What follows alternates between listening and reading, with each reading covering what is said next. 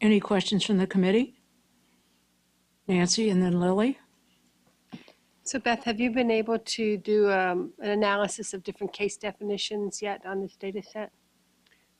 We have not done that, but it's certainly possible. Data's there. The data is there. That requires a lot of interpretation, that we feel will require a lot of dialogue with people. In other words, how to set the criteria for each of the various points of the disease criteria. So in other words, there's not a cut point for any of these. Yeah, I think because you have the DePaul symptom inventory on the list. Yes. That Jason has an algorithm on an Excel spreadsheet that we could use at least to look at it in that way, just to compare Fukuda to 2003 Canadian. Yes. But yeah, it's still, I think, requires some interpretation and discussion, but yeah, the data is there. So Lily, did you have your tent up? And then Peter, and then Cynthia, and then I have a question. I have 3 questions, Dr. Unger. The first one is a logistical one. Yes. Just about what the timing is and how the committee will receive data or what timeline. So that's the first question. My second question is about how I can understand why you're asking clinicians to come up with their own idea of who fits the CFS diagnosis. And I was wondering if there was any thought given to seeing if there are patients where 3 or 2 different physicians, they may not examine them, but looking at the data would agree that we think this person has CFS. To sort of form a supra CFS group and compare that with just like patients that are diagnosed by one physician.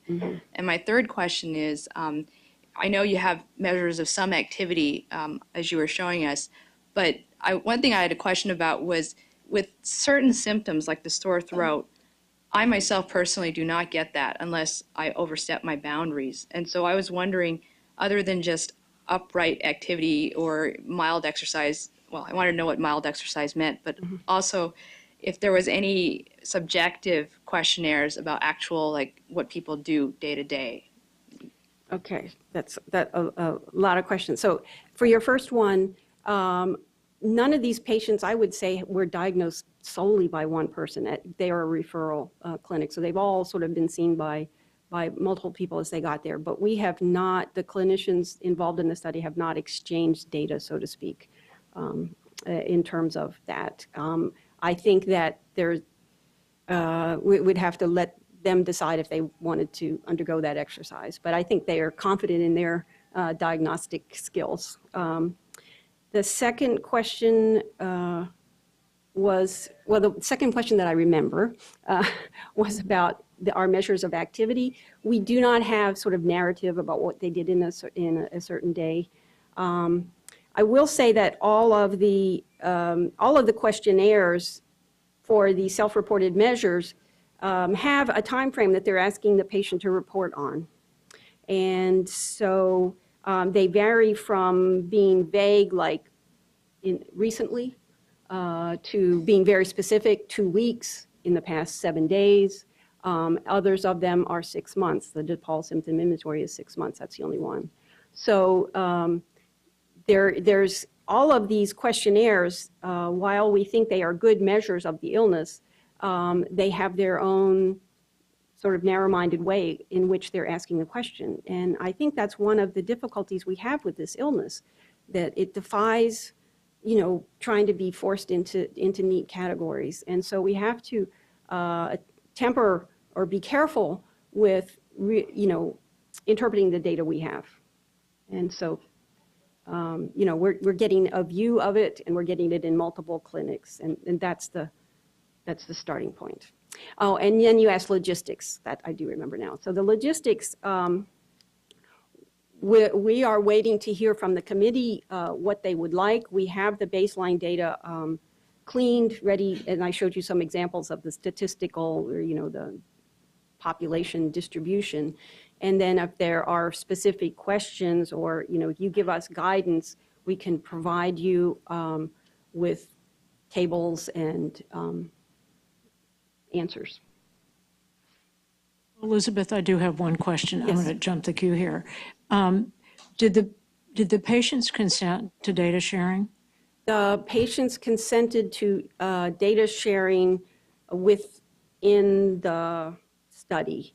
And we have been talking with the IOM administrator, and we feel that the data analysis, and so rather than releasing the raw data, doing the tables and analyses is within that. I mean, we can have that officially reviewed, but we feel that's within the informed consent.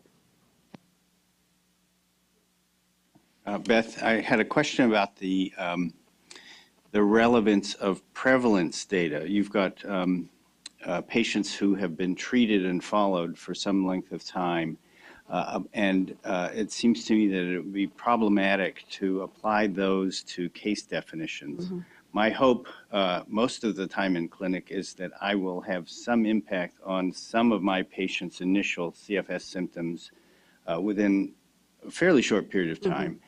And so the harm might be, or the problem might be that if people have been treated by such an experienced group for a period of time, some of their symptoms that would be defining mm-hmm. symptoms for CFS-ME will be gone by the time that you've captured the data. So I wonder how you are approaching that dilemma. Right. It is a dilemma. We sort of try to do one step at a time. We're aware of that. In fact, I was actually glad that we had 80 patients that are 2.5 years from the onset of their illness. In the next phases of the study, we've asked the clinicians to specifically enroll patients earlier on in their disease course.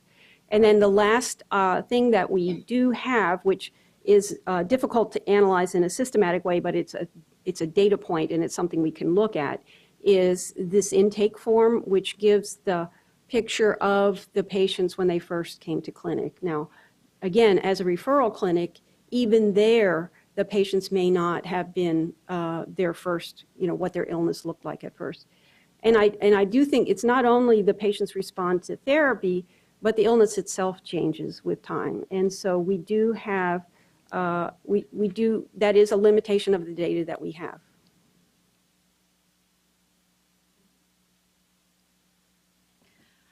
I wanted to understand a bit better the representativeness of this sample and what likely spectrum of CFS they might represent. And if a large spectrum has not been captured, then it may not be right for us to go overboard in using these data to help inform diagnostic criteria.